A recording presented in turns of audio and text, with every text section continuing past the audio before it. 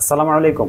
হজ ও ওমরা পালনে যে নতুন নির্দেশনা দিল সৌদি আরব সরকার, এই খবরটি প্রত্যেক মুসলিমের অবশ্যই জানা উচিত, যে বা যারা হজ করতে যেতে ইচ্ছুক এবছর। বন্ধুরা, এই খবরটি অবশ্যই আপনি দেখবেন শেষ পর্যন্ত। 2025 সালের পবিত্র হজ ও ওমরা পালন নিয়ে নতুন নির্দেশনা দিয়েছে সৌদি আরব সরকার। এতে কিছু শ্রেণীভুক্ত মানুষকে হজে না যাওয়ার জন্য অনুরোধ করা হয়েছে। দেশটির স্বাস্থ্য মন্ত্রণালয় বলছে, যেসব মানুষের বয়স 65 বছর বা তার আরো বেশি, কঠিন রোগে আক্রান্ত, যেমন হার্ট, কিডনি, শ্বাস প্রশ্বাসজনিত সমস্যা, ডায়াবেটিস, রোগ প্রতিরোধ ক্ষমতা কম, ক্যান্সার, খুবই অসুস্থ, গর্ভবতী এবং 12 বছরের কম বয়সী শিশু, তাদের এবছর হজ ও ওমরা পালনের পরিকল্পনা বাদ দেওয়া উচিত। দেশটির স্বাস্থ্য কর্তৃপক্ষ বলছে, যারা স্বাস্থ্যগত এবং শারীরিকভাবে সুস্থ আছেন কেবল তারাই যেন হজে আসেন, কারণ আগামী বছরও হজ হবে গ্রীষ্মকালের প্রখর রোদে ও গরমের মধ্যে।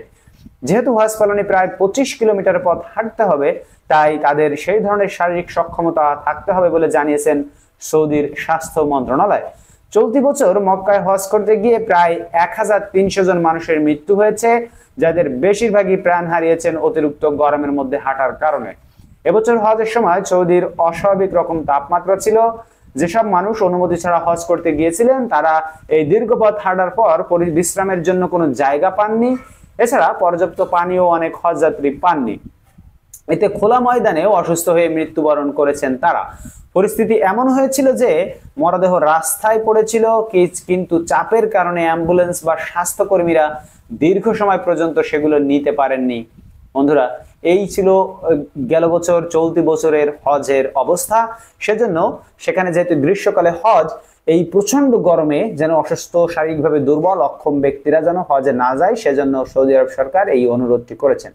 ধন্যবাদ সবাইকে আপনাদের ভিডিওটি দেখার জন্য। দেখা হবে পরবর্তী খবরে অন্য কোনো বিষয় নিয়ে। সেই পর্যন্ত আপনারা সকলে ভালো থাকবেন। এখন বিদায় নিচ্ছি, আল্লাহ হাফেজ, এবং আমাদের চ্যানেলটিকে সাবস্ক্রাইব করতে ভুলবেন না।